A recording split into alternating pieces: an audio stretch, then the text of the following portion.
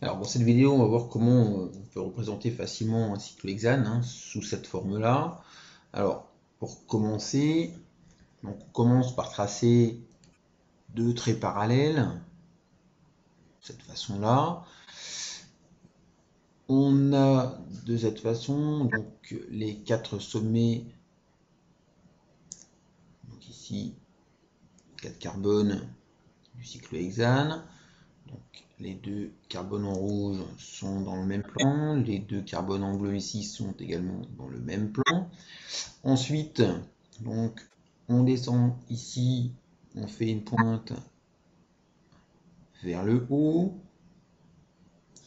et on fait la même chose de l'autre côté, on monte ici, donc on fait une pointe vers le bas. Alors, ici, on se rend compte que ce trait ici est parallèle à celui-ci, celui-ci est parallèle à celui-ci. On retrouve ici les deux carbones manquants. Ces deux carbones dessinés en noir se trouvent dans le plan du dessin. Les deux carbones en rouge se trouvent dans le même plan, mais dans un plan parallèle au plan du dessin, mais en avant par rapport à celui-ci. Et les deux carbones en bleu, dans un plan parallèle au plan du dessin, mais en arrière. Alors, reste à placer les différents substituants, donc les hydrogènes sur chacun des carbones ici, donc il en manque 2 par carbone. Alors tout d'abord, ces carbones qui sont en noir ici, on remarque que cette liaison vient en avant, celle-ci va en arrière, donc il manque 2 liaisons dans le plan. Alors, il y a celle-ci et celle-ci. On retrouve le tétraèdre des carbones tétravalents avec ici un angle de 109 degrés. Même chose de l'autre côté. Une liaison dans le plan, une deuxième, et l'angle de valence des carbones tétravalents. Ici on vient devant, ici on va derrière.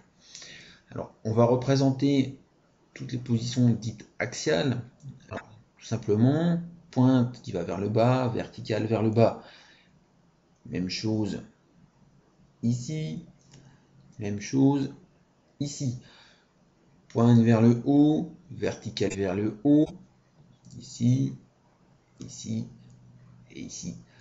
Toutes les verticales, toutes les positions verticales sont dites des positions axiales.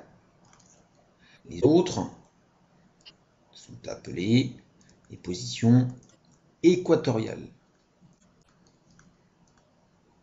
Alors, il était relativement simple de dessiner les positions équatoriales sur ces deux carbones dans le plan du dessin. Alors, on va regarder pour ces deux carbones en rouge comment ça se passe. Alors, on remarque que si on se place dans le plan contenant ces deux carbones ici, donc cette liaison est dans le plan des carbones, celle-ci également, ci va en arrière, donc il reste une position à placer, et bien évidemment, elle vient en avant, en convention de Gram. Pour ce carbone ici, même chose, une liaison dans le plan ici, une autre ici, celle-là va en arrière, il en reste une à placer, et elle vient en avant du plan, comme ceci. On forme à chaque fois donc le tétraèdre relatif à ces différents carbones. Pour les carbones qui sont en bleu ici, on a le même type de raisonnement. On se place dans le plan qui contient ces deux carbones-là. Donc cette liaison est dans ce plan, celle-ci aussi, celle-ci vient en avant, reste une liaison à placer et elle va évidemment en arrière. On a ici l'hydrogène.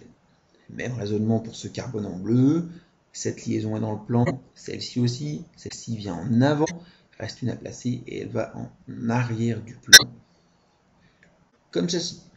Voilà, donc on a représenté les différents substituants d'un cyclohexane, ici uniquement des hydrogènes, les positions axiales et les positions équatoriales.